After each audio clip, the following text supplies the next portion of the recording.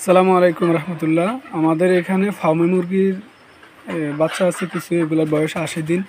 আমরা এগুলো ডিমের জন্য তৈরি করতেছি। আর যে জিনিসটা আজকে আপনাদেরকে বলবো বা দেখাবো সেটি হচ্ছে এগুলার লিটার ব্যবস্থাপনা বা লিটার ম্যানেজমেন্টটা খুবই গুরুত্বপূর্ণ।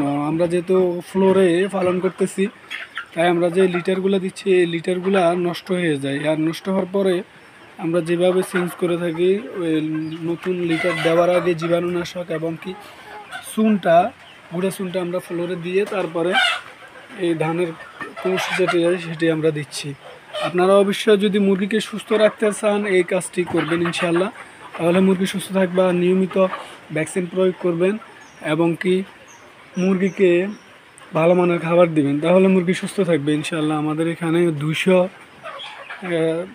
ফার্মি মুরগি বাচ্চা আছে, এগুলোর বয়স 80 দিন। ইনশাল্লাহ পরবর্তীতে আমরা কি সম্পর্কে আলোচনা করি বা নতুন একটি ভিডিও পেতে আপনারা আমাদের চ্যানেলটি সাবস্ক্রাইব করে সাথে থাকবেন। আসসালামু আলাইকুম, আল্লাহ হাফেজ।